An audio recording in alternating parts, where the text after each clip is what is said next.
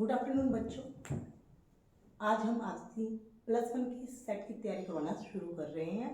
तो बिना time waste किए आइए आपको बता दें क्लास 11 का लेसन 9 जो कि मैकेनिकल प्रॉपर्टीज ऑफ सॉलिड है, उसके बेसिक क्वेश्चंस जो कि मोस्ट इम्पोर्टेंट है सेट के पॉइंट ऑफ व्यू से। सबसे पहला क्वेश्चन है what is stress and it's SI unit and dimensional formula. कहने को एक क्वेश्चन है, लेकिन इसमें 3 से 4 मेन क्वेश्चंस जो कि 1 नंबर के हैं आ सकते हैं। जैसे कि definition of stress, the internal restoring force acting per unit area of A deformed body. Means जैसे एक ऑब्जेक्ट है, बाहर से इस पर फोर्स लगाया, अब देखो जो इसकी शेप थी वो क्या होगी, बिगड़ गई है, डिफॉर्म्ड हो गई है। समझ आ गया कैसे हुआ? इसके ऊपर हमने बाहर से एक्सटर्नल फोर्स लगाया है। जैसे ही हमने एक्सटर्नल फोर्स को हटा दिया तो जो इसके अंदर रिस्टोरिंग फोर्स था उसने इसकी शेप को वापस जैसा था वैसा कर दिया है। समझ आ गया बच्चों? जो बाहर की तरफ से हमने फोर्स लगाया जिसे हम एक्सटर्नल फोर्स या डिफॉर्मिंग फोर्स भी कहते हैं, और बॉडी के अंदर जो फोर्स इसके पास होता है शुरू से उसे रिस्टोरिंग फोर्स कहते हैं, जो कि अपनी शेप को चेंज करने के लिए रेजिस्ट करता है। कौन से लॉ के अकॉर्डिंग? न्यूटन्स के थर्ड लॉ के अकॉर्डिंग। न्यूटन्स का थर्ड लॉ याद है ना? For every action there is equal and opposite reaction. जैसे ऊपर हमने फोर्स लगाया एक्सटर्नल फोर्स, ये बॉडी को शेप को चेंज कर रहा है, जैसे हमने हटाया जो अंदर का रिस्टोरिंग फोर्स था वो वापस उस फोर्स को बैलेंस करता है, यानी कि एक्सटर्नल फोर्स को बैलेंस करता है और बॉडी की शेप को वापस वैसा ही कर देता है जैसे ओरिजिनली वो थी। नाउ स्ट्रेस के जो सिंबल होता है सिग्मा बोलते हैं। फॉर्मूला क्या होगा? रिस्टोरिंग फोर्स अपॉन में एरिया। एरिया डेफिनेटली भाई कोई भी ऑब्जेक्ट है उसके किसी न किसी एरिया पे क्या लगते हैं, फोर्स लगाते हैं। फॉर एग्जांपल यहाँ पे ये जो एरिया होता है इस मार्कर का, इसे कहते हैं क्रॉस सेक्शन एरिया। यहाँ पे हम यहीं पे फोर्स अप्लाई कर सकते हैं। समझ आ गया? अब देखा जाए तो इसका जो एरिया है वो सर्कल है। सर्कल का एरिया क्या होता है? पाई आर स्क्वेयर। अगर इसकी जगह पे स्फीयर होता तो स्फीयर का, सर्कल होता सर्कल का, सिलेंडर होता सिलेंडर का हम एरिया यूटिलाइज करते हैं। अब इसकी एसआई यूनिट की बात कर लें तो हमें पता है रिस्टोरिंग फोर्स फोर्स है, तो फोर्स के एसआई मतलब क्या होता है? एन न्यूटन, और एरिया का मीटर स्क्वेयर। तो इन सिंबल हम लिख सकते हैं न्यूटन पर मीटर स्क्वेयर, या तो ऐसे लिखें या फिर हाइफन हटा के -2 करके। समझ आ गया? न्यूटन पर मीटर स्क्वेयर को इन शॉर्ट हम बोलते हैं पास्कल। पास्कल जो कि प्रेशर की यूनिट भी होती है, यानी कि there is somewhat similarity between the stress and pressure. कैसे? अब जो हम बाहर से फोर्स लगा रहे हैं ना बेटा, एक्सटर्नल फोर्स लग रहा है, उससे हम कहते हैं प्रेशर। और जो ये बॉल अंदर से इंटरनल रिस्टोरिंग फोर्स लगा रही है अपनी शेप को वापस रिगेन करने के लिए, जो इंटरनली फोर्स लगता है, जो इंटरनल फोर्स लग रहा है ना, वो स्ट्रेस कहलाता है। समझ आ गया? वैसे स्ट्रेस इक्वल है बट अपोजिट हो जाता है प्रेशर के, क्योंकि एक एक्सटर्नल है इंटरनल है। अब डायमेंशन फॉर्मूला डेफिनेटली फोर्स है, तो फोर्स का फॉर्मूला तुम्हें पता ही है, F बराबर एम ए होता है। एम यानी कि एम डायमेंशन, ए एक्सेलरेशन की डायमेंशन क्या होती है? एल टी माइनस में 2, तो फोर्स हो गया एम एल टी माइनस में 2 हमने लिख दिया। एरिया क्या होता है? एल स्क्वेयर होता है, तो डेफिनेटली ऊपर जाके ये -2 हो जाएगा। एल पे कुछ भी नहीं लिखा यानी कि 1 है, -2 में से 1 गया तो डेफिनेटली -1 बचेगा।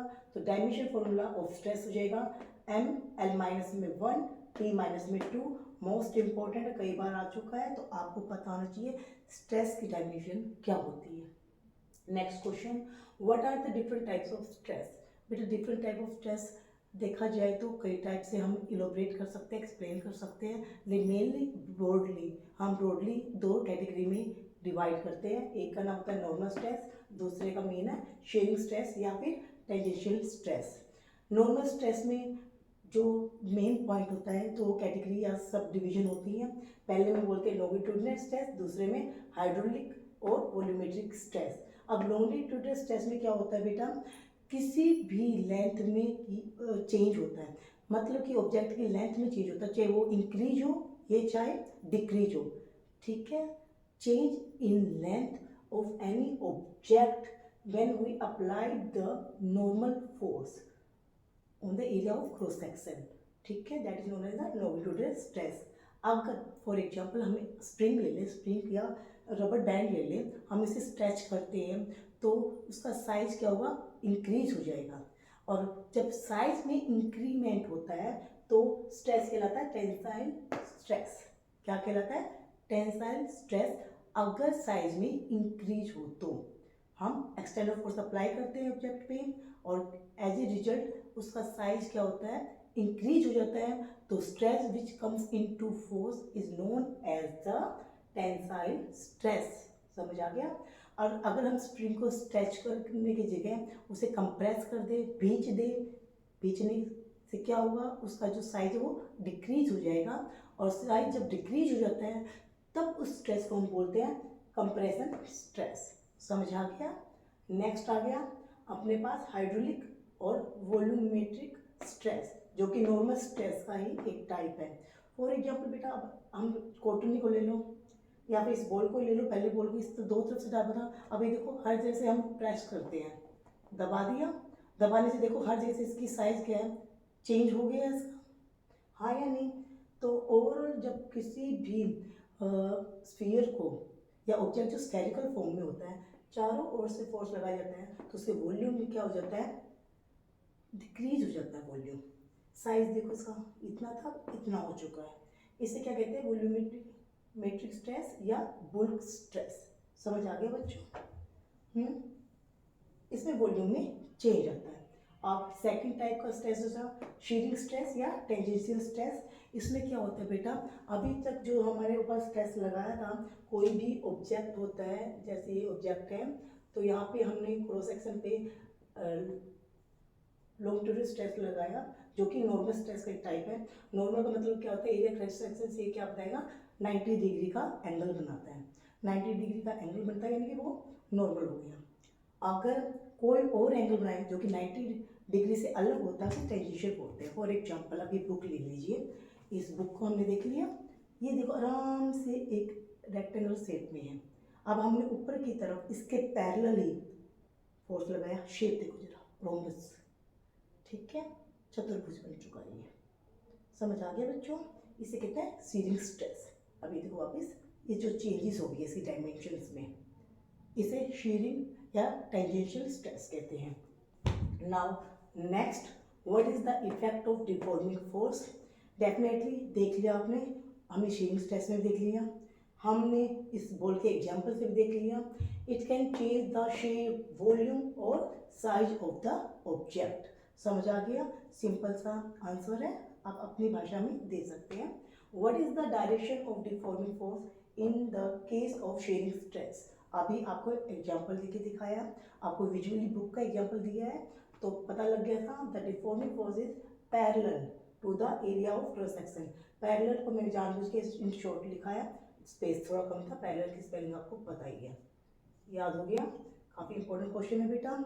स्ट्रेस का टॉपिक बहुत अच्छे से हो गया, चाहे स्ट्रेस 5 नंबर का अलग से आए या फिर इंडिविजुअली एक एक नंबर का है या 2 नंबर का है, बहुत अच्छे से हमें ये कवर करना है, कुछ भी नहीं छोड़ना है। और इतने छोटे से वीडियो में आपको स्ट्रेस की पूरी नॉलेज हो जानी है। चाहे वो वीडियो एक बार देखो, 2 बार देखो, लेकिन ये सारे जो भी टर्म्स हैं, जो भी टॉपिक्स है, बहुत अच्छे से याद करो। ठीक है, थैंक यू।